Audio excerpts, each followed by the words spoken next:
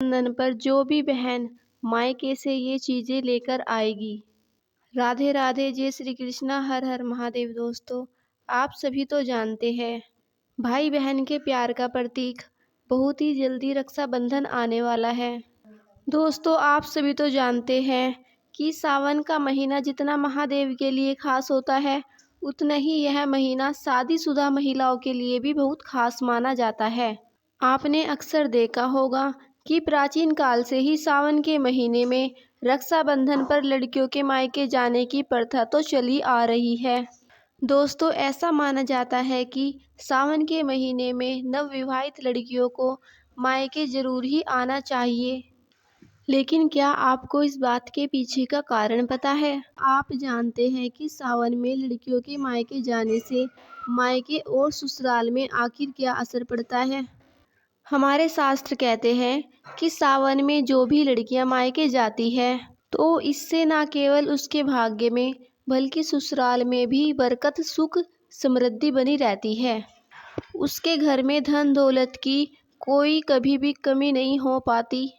इसी के साथ महिलाओं को कुछ ऐसे उपाय भी करने चाहिए जिन्हें करने के बाद वह हमेशा अपने मायके की बरकत को बनाए रखती है। ऐसे में अगर आप भी अपने मायके और ससुराल वालों का भला चाहती है तो आज यह वीडियो पूरा देख ले। दोस्तों, आप सभी तो जानते हैं कि हमारा हिंदुस्तान देश के रीति रिवाजों, त्योहारों और उत्सवों का जीता जागता स्वरूप है और सावन का तो हर दिन नाचता गाता सा अनुभव होता है।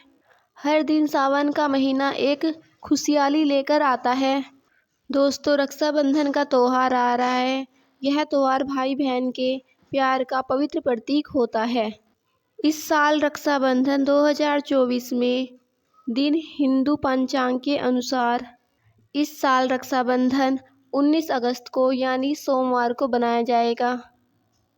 राखी बांधने का सही समय होगा 19 अगस्त दोपहर 1:30 से लेकर रात 9:07 तक राखी बांधी जाएगी। मतलब कि इसी बीच में आप अपने भाई की कलाई पर किसी भी टाइम राखी बांध सकती हो। दोस्तों, कुल मिलाकर राखी बांधने का शुभ मुहूर्त 7 घंटे 38 मिनट तक का ही रहेगा। इस त्योहार का महत्व दोस्तों, रक्षाबंधन का मतलब सुरक्षा और बंधन का माध्यम होता है।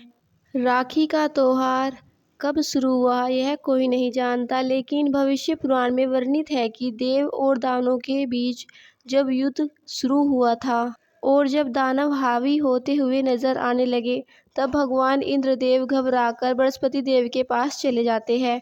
वहां बैठे इंद्र की पत्नी इंद्राणी सब सुन रही थी। उन्होंने रेशम का धागा मंत्रों की शक्ति से पवित्र करके उनके हाथ पर बांध दिया था। सहयोग से वह सावन पूर्णिमा का दिन था। सबका दृढ़ विश्वास हुआ कि इंद्र उस कलाई में इस धागे की मंत्र शक्ति से विजय हो पाए हैं। उसी दिन से सावन पूर्णिमा के दिन राखी बांधने की प्रथा चली आ रही है। मतलब साफ है कि भाई मृत्यु को भी हरा देता है और विजय प्राप्त करते हैं। यह धागा धन, शक्ति और विजय देने की पूरी तरह से समर्थ हो जाता है। दोस्तों, ज्योतिष की गणना माने तो रक्षाबंधन पर इस साल भद्रा का साया बनेगा।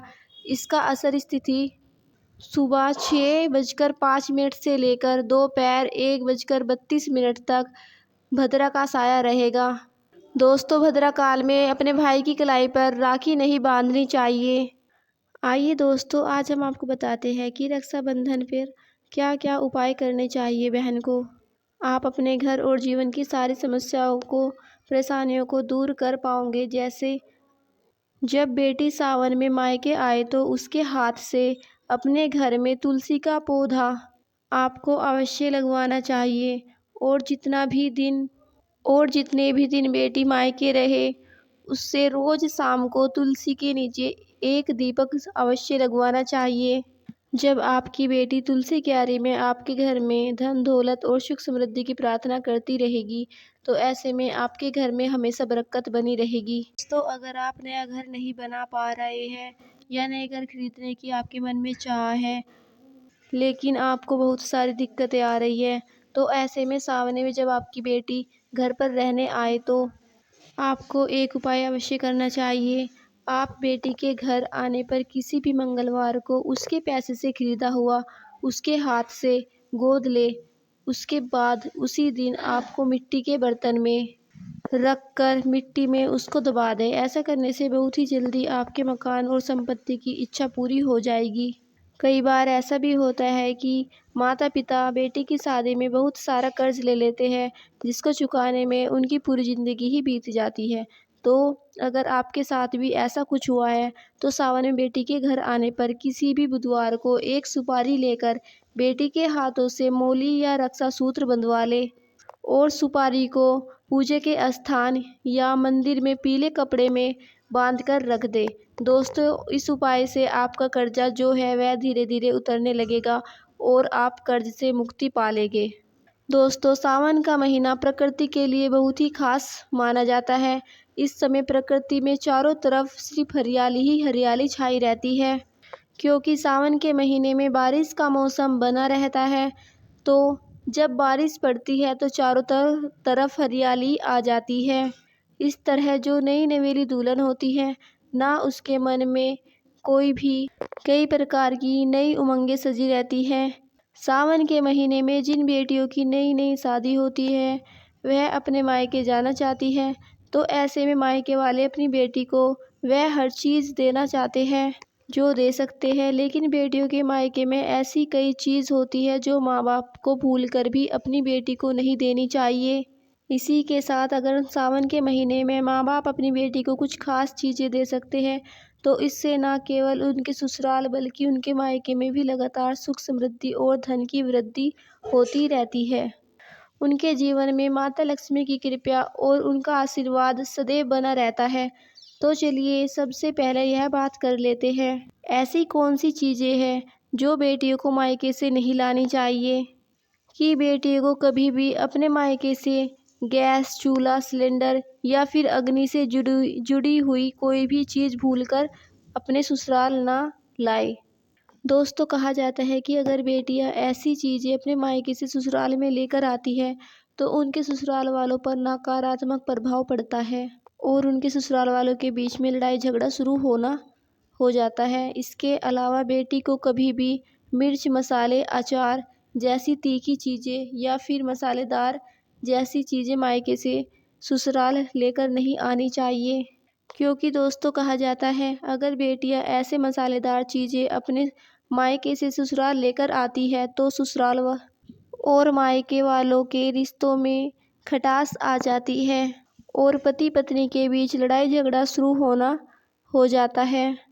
वह अपने जीवन को ठीक से बिल्कुल भी नहीं चला पाती। इसी के साथ बेटियों को इस बात का भी मुख्य रूप से ध्यान रखना चाहिए कि कभी भी सुई, धागा, सिलाई मशीन जैसी चीज़ें भी अपने मायके से अपने ससुराल कभी ना लेकर आए और चाकू, छुरी, नेल कटर जैसी नुकीली चीज़ें कभी भी माता पिता को अपनी बेटी को अपने ससुराल ले जाने के लिए नहीं देनी चाहिए, क्योंकि दोस्तों सावन का महीना है और रक्षाबंधन है।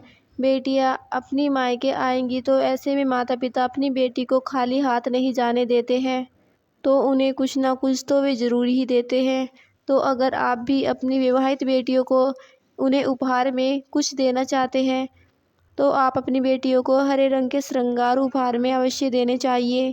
दोस्तों, ऐसा कहा जाता है कि सावन के महीने में जो सुहागिनी महिला हरे रंग का श्रृंगार करती है, ऐसी महिलाओं के जीवन में उनके पति के प्रति प्रेम बढ़ता जाता है और उनके जीवन में दुख नहीं आता बल्कि सुख आने लगता है। उनके सुहाग की दीर्घायु हो जाती है। और अगर बेटियां अपने मायके से हरे रंग के कपड़े, चूड़ियां, सुहाग का सामान अपने ससुराल लेकर आती है तो ऐसे में उनके ससुराल का मान सम्मान बढ़ता है, बल्कि उनके दाम्पत्य जीवन में भी खुशहाली बनी रहती है। दोस्तों, इसी के साथ कहा जाता है कि बेटियों को अपने मायके से ससुराल आते समय सावन के महीने में घेवर तो ज़रूर ही लेकर आना चाहिए। ऐसा कहा जाता है कि सावन के महीने में मायके से आया हुआ घेवर न केवल आपके ससुराल के लिए शुभ होता है बल्कि आपके मायके के लिए भी उतना ही ज़्यादा शुभ और मंगलकारी माना जाता है। तो ऐसे में अगर बेटियां अपने मायके ससुराल दोनों का भला चाहती है तो उन्हें अपने मायके से अपने ससुराल की तरफ केवल घेवर लेकर ही आना चाहिए। दोस्तों, माता पिता को एक बात का मुख्य रूप से ध्यान रखना चाहिए। जब बेटी मायके आई है तो उन्हें कुछ ना कुछ मीठा अवश्य आपको देकर भेजना चाहिए, क्योंकि जब मायके से ससुराल मिठाई लेकर बेटी जाती है तो उसके रिश्तों में मिठास आने लगती है। और सावन के महीने में जब आपकी बेटियां आपके घर आए तो उन्हें आप तुलसी का पौधा भी उपहार में दे सकते हैं।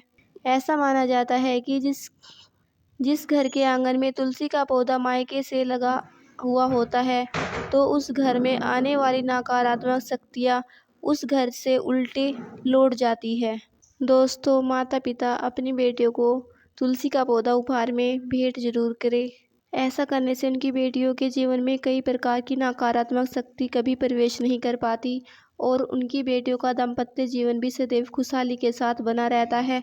तो माता पिता को इस बात का मुख्य रूप से ध्यान रखना चाहिए कि वह अपनी बेटियों को ऐसी वस्तुएं ना दे जिससे उनके ससुराल में लड़ाई झगड़ा और गृह क्लेश बना रहे। माता पिता को बेटियों को हमेशा सौभाग्य वाली चीजें ही उपहार में देनी चाहिए। दोस्तों, ये वह चीज़ें थी जो बेटियों को अपने मायके से लानी चाहिए और हमने आपको वह चीज़ भी बताई है जो मायके से नहीं लानी चाहिए। यह यह रक्षाबंधन से जुड़ी बहुत ही महत्वपूर्ण बातें थी जो हमारे द्वारा आपको बताई गई है।